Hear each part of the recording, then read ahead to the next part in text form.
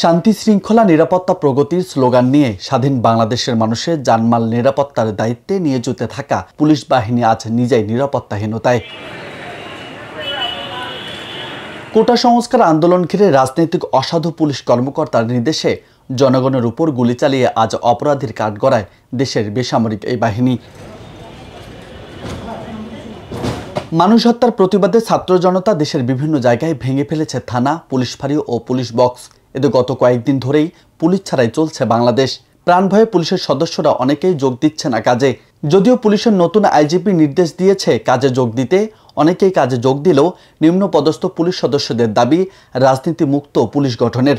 সুন্দর, নিরপেক্ষ এবং সুন্দর একটি পুলিশ বাহিনী করতে চাই। আমরা কোনো স্বরাষ্ট্রমন্ত্রী, কোনো রাজনীতিক, কোনো নেতার পিছনে আমরা থাকতে চাই না।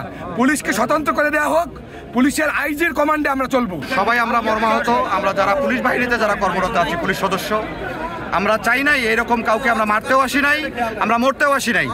আমরা আসছিলাম আমাদের পরিবারের স্বার্থে, আমাদের রিজেকের স্বার্থে। আমরা যে কাজটা এখন আমাদের হয়েছে, আমরা প্রত্যেকেই মানসিকভাবে বিধ্বস্ত, বিপর্যস্ত।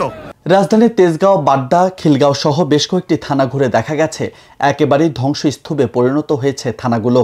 থানার নিরাপত্তায় আছে সেনাবাহিনী, থানার ক্ষত সারাতে কাজ করছে স্থানীয়রা। সাধারণ মানুষ বলছে পুলিশ ছাড়া অনিরাপদ হয়ে গেছে দেশ, চলছে নানান অরাজকতা, ডাকাতি, চুরি, ছিনতাই, আতঙ্কে নির্ঘুম রাত কাটাচ্ছে অনেকেই। এতে দ্রুত পুলিশ দায়িত্বে আসবে বলে আশাবাদী সকলে। পুলিশ ছাড়া, পুলিশ হলো জনগণের বন্ধু, মানুষ যে কোনো বিপদে পুলিশের কাছে যায়। আর ওনারা যদি স্ব দায়িত্বে নিয়োজিত হয় তাহলে তো আবার শৃঙ্খলা ফিরে আসবে সৎ নিষ্ঠার সাথে। পুলিশের তো দ্রুতই ফেরা উচিত, কারণ হচ্ছে আপনার সাধারণ মানুষ কয়দিনই আগে, সবারই তো কাজ আছে, ঠিক না? সবার স্টুডেন্টদের কয়দিন পর স্কুল খুলে যাবে, তারপরে মানুষের অফিস শুরু হয়ে যাবে, তখন তো এই দায়িত্ব কে নিবে? পুলিশ যত দ্রুত সম্ভব থানায় ফেরত আসে।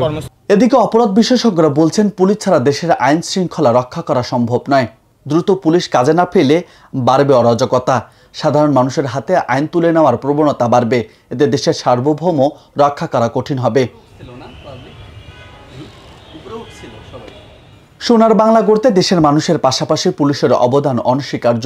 পুলিশের হাতেই হোক জনতার নিরাপত্তা, পুলিশ হোক জনতার বন্ধু, এমন প্রত্যাশাই করছে দেশের মানুষ।